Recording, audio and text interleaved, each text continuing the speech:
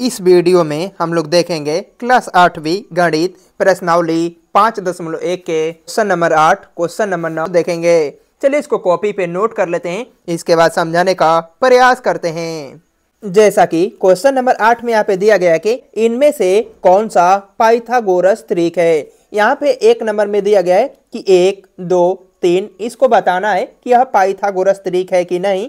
तो चलिए जो सबसे पहले मान होता है ए का मान होता है, तो ए का मान 1 होता है। इसके बाद हम लोग बी का मान यहाँ पे दे दिया गया कि 2 है। इसके बाद हम लोग सी का मान दिया गया यहाँ पे कि 3 है, तो 3 लिख लेंगे। और यहाँ पे होता है लिखेंगे पाइथागोरस त्रिक। जो पाइथागोरस त्रिक का फार्मूला होता है वह होता है कि सी स्क्वायर बराबर ए स्क्वायर प्लस बी स्क्वायर। यदि सी स्क्वायर के मान के बराबर ए स्क्वायर प्लस बी स्क्वायर का मान आता है तो हम लोग कहेंगे कि यह एक पाइथागोरस त्रिक है, अन्यथा कहेंगे कि यह पाइथागोरस त्रिक नहीं है।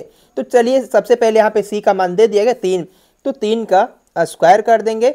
इसके बाद यहाँ पे दिया गया ए स्क्वायर, तो ए का मान दे दिया गया कि 1 का square plus B square, B का मान यहाँ पे दिया गया कि 2 का स्क्वायर करना है। इसके बाद 3 का हम लोग वर्ग करेंगे तो 9 हो जाएगा, और 1 का वर्ग करेंगे तो 1 ही होगा, और 2 का वर्ग करने पर 4 आता है। इसके बाद हम लोग 9 का 9 उसी तरह रख देंगे, 1 में 4 को जोड़ देंगे तो यह 5 हो जाएगा। तो हम लोग देखते हैं कि जो 9 है वह 5 के बराबर नहीं है, तो लिखेंगे इसीलिए यह पाइथागोरस त्रिक नहीं है। यह पाइथागोरस त्रिक नहीं है, यही इसका आंसर हो जाएगा। क्वेश्चन नंबर 2 में यहाँ पे दिया गया है कि 3, 4 और 5 को बताना है कि यह पाइथागोरस त्रिक है कि नहीं। तो सबसे पहले ए का मान यहाँ पे दिया गया है 3, इसके बाद बी का मान यहाँ पे दिया गया है 4, और सी का मान यहाँ पे दिया गया है 5, और लिखेंगे पाइथागोरस त्रिक। जो पाइथागोरस त्रिक होता है वह सी स्क्वायर बराबर ए स्क्वायर प्लस बी स्क्वायर होता है। तो सी का मान यहाँ पे दे दिया गया है 5, तो 5 का स्क्वायर कर देंगे। इसके बाद ए स्क्वायर, तो 3 का स्क्वायर कर देंगे, और बी स्क्वायर है तो 4 का स्क्वायर कर देंगे। 5 का वर्ग करते हैं तो 25 आता है, और 3 का वर्ग करेंगे तो 9 हो जाएगा, और 4 का वर्ग करेंगे तो 16 हो जाएगा। 25 का 25 उसी तरह रख देंगे, 9 में 16 को जोड़ देंगे तो 25 हो जाएगा। तो हम कह सकते हैं कि 25 के बराबर 25 है, दोनों का वैल्यू बराबर है। तो हम लोग लिखेंगे कि इसीलिए यह पाइथागोरस त्रिक है। यही लिखना था कि यह पाइथागोरस त्रिक है, यही इसका आंसर हो जाएगा। इसी में और क्वेश्चन नंबर 3 दिया गया है, चलिए उसको देखते हैं। जैसा कि क्वेश्चन नंबर 3 में यहाँ पे दिया गया है कि 6, 8, 10 को बताना है। तो सबसे पहले ए का मान 6 ले लेंगे, इसके बाद हम लोग बी का मान 8 ले लेंगे, और सी का मान हम लोग 10 ले लेंगे। इसके बाद लिखेंगे पाइथागोरस त्रिक।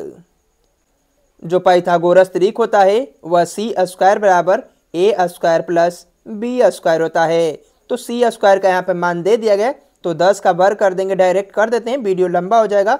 तो 10 का वर्ग करेंगे तो 100 हो जाएगा, ए का वर्ग करेंगे 6 का तो 36 हो जाएगा। इसके बाद बी स्क्वायर 8, बी स्क्वायर 8 का वर्ग कर देंगे तो 64 हो जाएगा। 100 का 100 उसी तरह रख देंगे, इसके बाद 64 में 36 को जोड़ देंगे तो 100 हो जाएगा।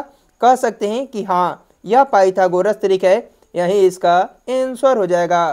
क्वेश्चन नंबर 4 में यहाँ पे दिया गया 1, 1, 1 दिया गया है, तो ए का मान 1 मान लेंगे, और इसके बाद बी का मान भी 1 है, और सी का मान भी 1 है। तो लिखेंगे पाइथागोरस त्रिक। जो पाइथागोरस त्रिक होता है वह सी स्क्वायर बराबर ए स्क्वायर प्लस बी स्क्वायर होता है। सी का मान यहाँ पे 1 दिया गया, तो 1 का वर्ग करेंगे तो 1 ही होगा। ए स्क्वायर दिया गया, 1 का वर्ग कर देंगे 1 हो जाएगा। बी स्क्वायर 1 का वर्ग करेंगे 1 हो जाएगा। 1 का 1 उसी तरह रख देंगे, 1 में 1 को जोड़ देंगे तो 2 हो जाएगा। 1 के बराबर 2 नहीं है, तो कहेंगे यह पाइथागोरस त्रिक नहीं है, यही इसका आंसर हो जाएगा। इसी में क्वेश्चन नंबर 5 में दिया गया है, तो ए का मान 2 रख देंगे, इसके बाद बी का मान 2 रख देंगे, और सी का मान यहाँ पे 3 दिया गया है। इसके बाद लिखेंगे पाइथागोरस त्रिक। जो पाइथागोरस त्रिक होता है वह सी स्क्वायर बराबर ए स्क्वायर प्लस बी स्क्वायर होता है। सी का मान यहाँ पे दे दिया गया 3, 3 का वर्ग कर देंगे 9 हो जाएगा। ए स्क्वायर दिया गया 2, 2 का वर्ग करेंगे 4 हो जाएगा। बी का मान यहाँ पे दिया गया 2, 2 का वर्ग कर देंगे 4 हो जाएगा। 9 का 9 उसी तरह रख देंगे, 4 में 4 को जोड़ देंगे तो 8 हो जाएगा। 9 के बराबर 8 नहीं है, तो हम लोग कह सकते हैं कि यह पाइथागोरस त्रिक नहीं है, यही इसका आंसर हो जाएगा। क्वेश्चन नंबर 6 में यहाँ पे दिया गया है ए का मान यहाँ पे दिया गया है 15, बी का मान यहाँ पे दे दिया गया 36 और सी का मान यहाँ पे दे दिया गया 39। इसके बाद हम लोग लिखेंगे पाइथागोरस त्रिक। इसके बाद हम लोग जानते हैं कि सी स्क्वायर बराबर होता है ए स्क्वायर प्लस बी स्क्वायर। सी का मान यहाँ पे दे दिया गया 39, तो 39 का वर्ग कर देंगे। ए का मान यहाँ पे दिया गया 15, तो 15 का वर्ग कर देंगे और बी स्क्वायर यहाँ पे दिया गया 36, तो 36 का वर्ग कर देंगे। 39 का दो हाली गुणा कर देंगे, तो 39 का दो बार गुणा करने पर 1521 प्राप्त होता है। 15 का वर्ग करते हैं तो 225 आता है और प्लस 36 का वर्ग करेंगे हम लोग तो 1296 हो जाएगा। इसके बाद हम लोग 1521 का उसी तरह रख देंगे। इसके बाद इसको जोड़ देंगे, 6 में 5 को जोड़ देंगे तो 11 का 1 होता है, हासिल 1। 9 में 2 को जोड़ देंगे 11 और 1 हासिल, 12 का 2 हासिल 1, 12 2 14 और 1 हासिल 15। तो हम लोग कह सकते हैं कि ये दोनों मान बराबर हैं, तो लिखेंगे कि हाँ यह एक पाइथागोरस त्रिक है, यही इसका आंसर हो जाएगा। इस प्रकार हम लोगों ने क्वेश्चन नंबर 8 को देख लिए। अब देखेंगे क्वेश्चन नंबर 9 को। जैसा कि क्वेश्चन नंबर 9 में यहाँ पे दिया गया है कि निम्नलिखित प्रतिरूप का प्रेक्षण करके छूटी हुई संख्याओं को ज्ञात कीजिए। जैसा कि यहाँ पे खाली स्थान में दिया गया है, इसी को भरना है। चलिए यहाँ पे दिया गया है 1 के स्क्वायर। 1 के स्क्वायर के बाद हम लोग देखते हैं कि 2 का स्क्वायर किया गया है। यहाँ पे 2 स्क्वायर है, तो 2 स्क्वायर के बाद यहाँ पे 3 स्क्वायर किया गया, एक बढ़ा कर किया गया है। यहाँ पे 3 स्क्वायर है और एक जोड़ दिया गया है, तो 4 का स्क्वायर है। तो यहाँ पे 4 स्क्वायर है, तो हम लोग कह सकते हैं कि एक जोड़ देंगे तो 5 का स्क्वायर हो जाएगा। यहाँ पे 5 स्क्वायर है तो एक जोड़ देंगे तो 6 स्क्वायर हो जाएगा। और यहाँ पे 6 स्क्वायर है और एक जोड़ देंगे तो 7 स्क्वायर हो जाएगा। यह पंक्ति का यहाँ पे खाली स्थान है, पूरा कर लिए। अब तीसरी पंक्ति को देखते हैं। 1 में 2 से गुणा कर दिया गया है तो 2 एकम 2 होता है। इसके बाद 2 में 3 से गुणा कर दिया गया है तो 2 3 6 और 6 का स्क्वायर है। 3 में 4 से गुणा कर देंगे तो 3 चौका 12 होता है और 12 का स्क्वायर है। तो कह सकते हैं कि 4 में 5 से गुणा कर देंगे तो 4 5 20 हो जाएगा, जबकि स्क्वायर यहाँ पे दे दिया गया है। तो 5 में 6 से गुणा कर देंगे तो 6 5 30 हो जाएगा, 30 का स्क्वायर हो जाएगा।